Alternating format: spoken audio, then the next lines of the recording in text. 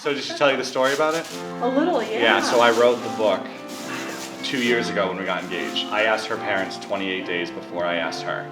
Wow. So I wrote a book and kept a journal every single day and wrote a different note every single day. And it could be as small as just, I love you, or a novel talking about everything that happened, or when she was in the bathroom, I'm typing on my computer the quick note, or anything it was. And eventually I just gave it to her after we got engaged. And so now this one, I wrote the book, I typed it up, got it bound, and the very last page is day 784. 784 days since I asked her parents to marry her. And that I wrote a little note saying, now it's just time to say I do. And so she didn't know about the last page yet. She never saw it until today. Oh my gosh. So, it's great.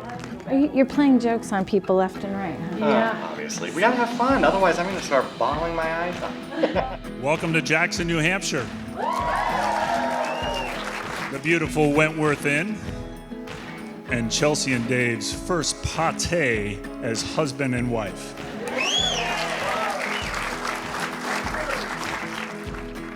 Most of you know that they went to school together. We first met Dave as a junior at Roger Williams.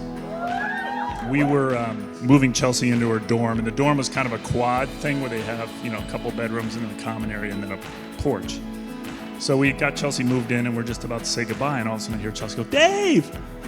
She runs through the common area, leaps over the porch railing, and runs out to see Dave. And Jen and I look at each other and go, well, I guess we're about to meet Dave, So this guy walks in with a handsome guy with a big, beautiful smile, and he's pretty tall, in most families, he's a pretty tall guy. I think we both got the first impression that, they say first impression is the most important, and I just had this warm feeling about Dave. He's a great guy, wanted to know about our family, already knew about our family from Chelsea, and it was just, a nice thing to have our first meeting that way. And Dave was, I think, an RA, resident assistant at Roger Williams, so he was helping the students move in. I thought, God, what a great ambassador of the school. It's just awesome. And he was probably out getting hammered the night before, but... That's the only one without a beer. And I hit it. Oh, no, I did that. No, Dad's got one. So one day we are out on our porch, summer afternoon. Chelsea and Dave came over, had a little lunch. They're getting ready to go out, so Chelsea got up and left. I went inside to clean up. A couple minutes later, Dave walks in, and I turn around, he looks me right in the eye, and he goes, "Bob, I love Chelsea very, very much, and I'd like her hand in marriage." And I was kind of... I thought he was asking to clean up the dishes, and he asked for my daughter's hand in marriage. So then, 20 seconds later, literally 20 seconds later, Chelsea walks into the room. Dave, you don't know how close I came to blowing this. Because my natural reaction was to go over and give her a big hug. And, but Dave's in the background, his eyes are getting real big. He's like, ixnay on the celebration. We managed to get through that one. And actually we had to wait 2 months. I think that was July, and Dave proposed to Chelsea on her birthday, September 23rd. Coming in hot. He'll just have a lot of traffic. When he, I'm gonna start crying. When he, before he proposed. Damn it! Wow. Don't mess up the makeup. He wrote down every day of leading up to the day of the proposal. Yeah. And everything that he had to do. Go ask my parents, get the ring, all of that. Drive to New York. Drive to New York. Oh, sorry. He bought a fake ring for Every time. grandma to wear. Yes. So anyways, he's given me this before, but it was never in a book. So I knew it was coming. And I should have opened it this morning before I went to breakfast. It was like, it won't be that big of a deal later. Well, it is. They had a dinner together. She wanted to know where they stood. And David said that he considered her his girlfriend because in his head it had been happening for a while, and most of their friends assumed that that's where their relationship was. But Chelsea, because she likes clarity, said, then you need to ask me out.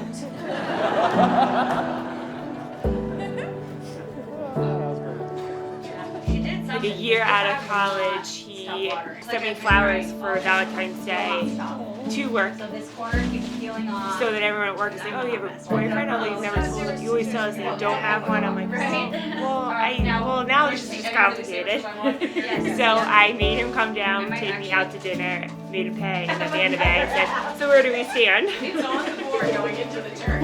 And he was like, yeah. And he was like, well, I do consider you my girlfriend. Will you be my girlfriend? And I was like, okay, yeah. So now we got that cleared up. I'll see you in a few weeks. Goodbye. Where did he propose? He proposed up here at the lookout for Mount Washington. Yeah, it was also a day like today, but 80 degrees, sunny. So the earrings are my mom's, the bracelet is my grandma, and the necklace is my other grandma. And my ring, diamond, is my grandma. Yes.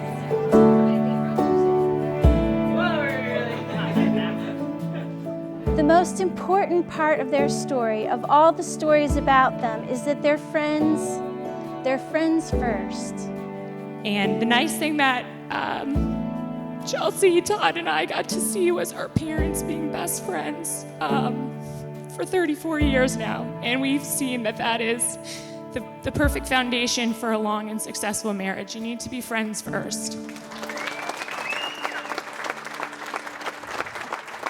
Growing up, my parents had a sign in their kitchen that said, "Happiness is being married to your best friend." And I would say, "Mom, who's your best friend?" She'd say, "Dad." I'm like, "It can't be Dad, okay?" She'd say, "Yeah, it is. Check out the sign."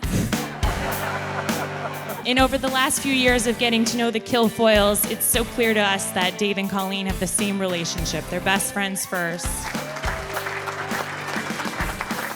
So Dave and Chelsea are at least a third generation of long and happy marriages built on long and happy friendships. Chelsea, I take you to be my wife, to have and to hold, from this day forward, for better and for worse, for richer and for poorer, in sickness and in health, to love and to cherish, till death do us part.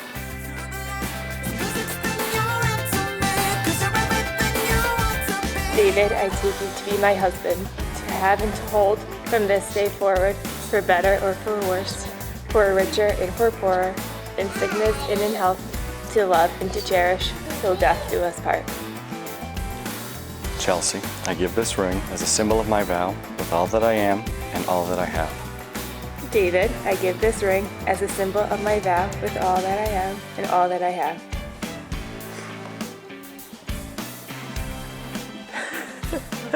Hard part's over. Yes.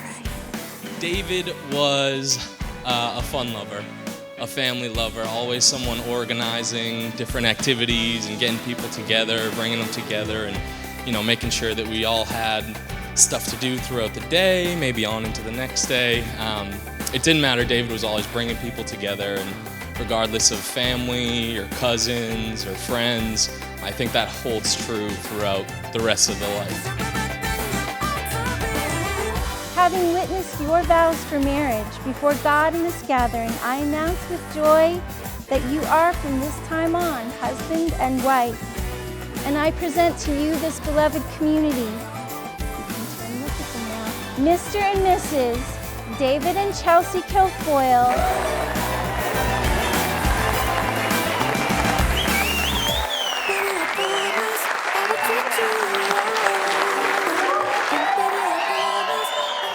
I'm thrilled that you both decided to get together and spend the rest of your lives together. Chelsea, I know you're Mrs. Chelsea Kilfoyle, but you'll always be your dad.